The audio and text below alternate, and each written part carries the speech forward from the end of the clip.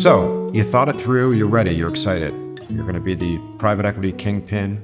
You have your name on the building. You're going to be the king of the platform. You're going to take $70 million in cash up front, roll $30 million. You say, Paul, I want to sign this LOI. Let's negotiate it. Now, DD is right around the corner. The due diligence phase, as soon as we negotiate and sign this letter of intent, is going to make you reminisce of your last digital prostate exam fondly, because it ain't going to be fun.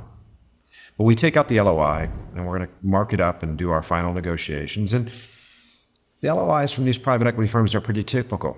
Dear Michael, we had a wonderful time with you at Rick's Shrimp and Grit Tavern by the lake. You've really built something special. We're so excited to partner with you. Michael, you're not special. This girl says this to all the guys. So quit reading this nonsense and let's get to the actual terms. Let's look at the indemnification, the survival of reps and warranties. Let's look at the term, the equity participation agreement, what it says about the purchase agreement. Oh, there's a 3X liquidating preference in here. If things go south, you're going to be lucky to be a greeter at Walmart, right? So we negotiate the letter of intent.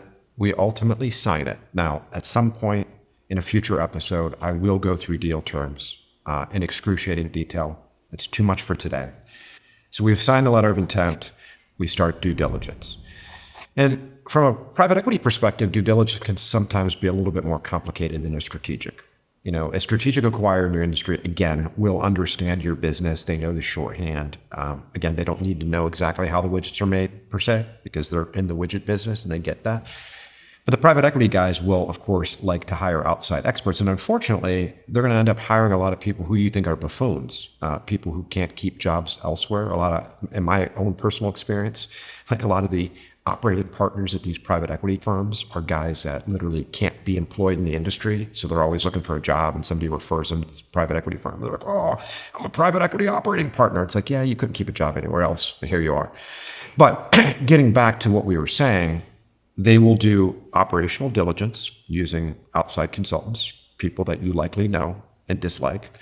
They will do financial due diligence and accounting due diligence. So they're going to bring in a large accounting firm that's going to be a total pain in your ass, which is why we're going to spend a lot of time on the front end making sure your numbers are ship-shape before you even get into exclusivity. Because once you sign that letter of intent, we've got to say to the rest of the buyers, bye-bye. We're dealing only with one party until we get to the closing. And the due diligence period might be anywhere from 30 to 90 days, roughly.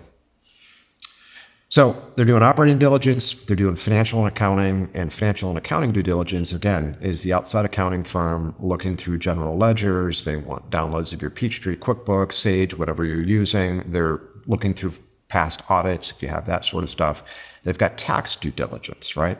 They're also due diligence on title. You actually own the assets that you're selling. So there's a lot of operational, financial, and accounting due diligence work streams. And then they're sitting down talking to you about the acquisition opportunities that you have. Like, okay, when can we buy these add-on acquisitions that you brought up in our meeting at Rick's Shrimp and Grit Tavern? Diligence is painful. It is very painful. And it's really good to be prepared for that on the front end. And one of the ways that you can do that is you could do a sell-side vendor DD data pack. You could hire an accounting firm yourself to get your financials in order.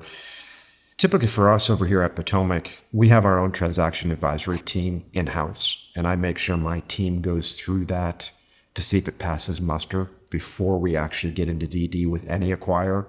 And we don't do the sell-side data packs because we're actually advising on the transaction. We'd need a third party to do that. But we at least get it to the point where we know for sure whether or not our client needs it. And I would say probably once per year, we send somebody off to bring on an outside accounting firm to help them get prepared for financial and accounting due diligence.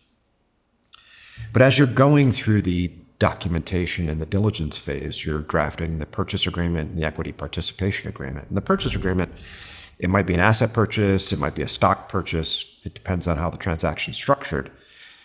But you've got your legal counsel working along in conjunction with us on drafting the legal documentation.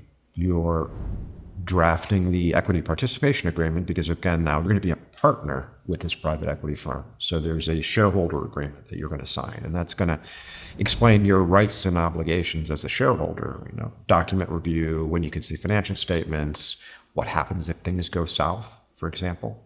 So those are really important documents to spend a lot of time on. But at the end of the day, you ideally get to the end of DD with no red flags, no retrading, no purchase price adjustments. The documentation largely matches what was described in the LOI from a terms perspective, and you close. And I am happy to report, at least on advisor-led deals, I mean, I'm talking specifically about ours, but I know a lot of other great advisors that have extremely high success rates in getting these things across the table. So if you've got the right sell-side advisor and you've got the right legal team and you've got the right finance and accounting team helping you, it's going to be painful, but you'll get there. Now you get to the closing table. Documents are signed. It's now virtual. People don't sit around tables anymore and do this. Signature pages are exchanged electronically. The transaction's consummated. You've got $70 million in your bank account, and now you are the proud owner of 30% of NewCo. And you take on your new role as CEO. And usually, oftentimes with private equity firms, they tend to have maybe 100-day plans or 3-month plans where they're getting you acclimated to what it's going to be like working with the financial sponsor, to getting you acclimated to what the board meetings are going to look like, what sort of reporting you're going to have to do, who you're ultimately going to report to. And ideally, if you played your cards right, you figured out a lot of this pre-LOI and in the diligence phase. So by the time the transaction closes, you're ready to hit the ground running, and there's no misunderstandings as to what you will or won't be doing going forward. And as we discussed prior, now the goal here is asset appreciation. What the private equity firm is going to attempt to do is 2x or 3x your business in as short as a time period as possible, which will ultimately allow them to exit. And what their exit looks like, if you're a middle market business, you're probably not going public, so you'll ultimately be sold to a strategic acquirer in your industry or a larger private equity firm at some point in the future. If you're a medium-sized firm, going public might in fact be an option. But in those kind of 2 to 7 years that you have as a partner with a private equity firm, you're probably going to be doing everything from maybe bringing in a new CFO, bringing in a new CTO, a CMO. You're going to be hobnobbing with other members of the portfolio, other CEOs in the portfolio company, understanding how they've been growing their business. You're probably going to restructure the cap structure of your business, meaning you might take on some additional debt, they might take out some equity. There's a lot of financial engineering that might go on there. But overall, you will likely have a great partner that'll provide you a lot of flexibility and a lot of ability to grow your own business in your own way. And when I think about private equity firms, I probably do somewhere around 20 of them per year. And some of the firms will come in and, I had a client, we did a deal 2 years ago, and he's like, I barely even realize these guys are there. They have such trust and faith in me and my team. Yeah, we send them monthly reports. We have quarterly board meetings. That's about all I hear from them. They look at our numbers, we're performing. I don't hear much. If I need something from them, I can track them down and they'll help me. But for the most part, it's kind of business as usual. Other guys will say, no, these folks are actively involved in our business. They get on a plane, they fly out, sometimes every other month. They want to check on things. They want to talk to us about strategy. They're bringing on additional folks to help us.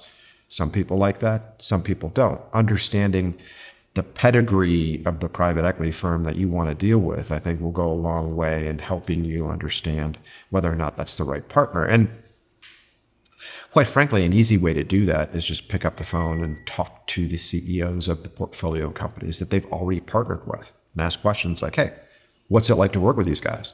Did they try to retrade on you when you were doing the deal, or did they close on the terms they promised? What's it like on a month-to-month basis? Are those guys a pain in the ass? So you can have these very informal conversations to educate yourself. And in fact, I mandate it to my clients. When we whittle down the playing field and we're down to like 2 or 3 financial sponsors, I'll tell the clients, hey, let me get a list of people. Let's get online. Let's research all the portfolio companies. Let's see who they don't give us, right? If we got 10 portfolio companies, they only give us 3 names. I want to talk to the other 7. The companies they've already exited. What sort of returns did these guys get? What sort of problems do they have? So, if you want to take this seriously, you can have a lot of conversations and acquire a lot of data points that will really help you differentiate between various different private equity firms you're dealing with.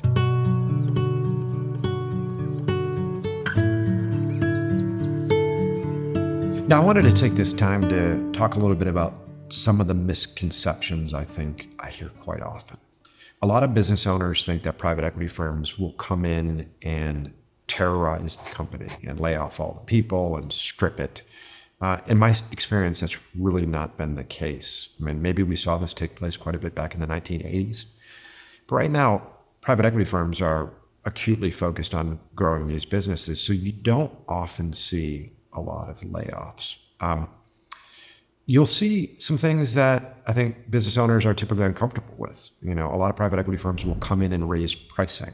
I think that's pretty prolific. Private equity firms will be looking at pricing and due diligence and understanding how you price your products and services. And they might have their own ideas. They might bring in pricing consultants. So after the deal closes, they might focus on raising prices. And quite frankly, a lot of you need to raise prices. So I don't think you should fear them canning a lot of people. I don't think you should fear them messing up the business, but there will be changes. They are going to do things differently. They might centralize some things that you haven't centralized historically. They may take a hard look at some of the employees you have. A lot of small and mid-sized businesses engage in nepotism, right? They're quote unquote family businesses. A lot of you have employees that should have been fired a long time ago. George, he's 82. You've kept him around because he knew your father. You don't have the heart to let him go. Well, it might be time to let him go. It might be time to replace him with somebody who's full of piss and vinegar that's going to help you grow the business. So there will be a lot of those sorts of discussions with private equity, which I think are quite frankly welcome because they're focused on growing this business, and you should be too. So there will be some oversight there. But for the most part, I can tell you the majority of our clients that have gone through and done a majority buyout with private equity have done quite well. So if private equity has reached out to you, feel free to reach out to me. You can contact me on the contact form below in the description, as well as you can always reach me on LinkedIn. I'm Paul Giannamore. Thanks for joining me today. I'll see you on the next one.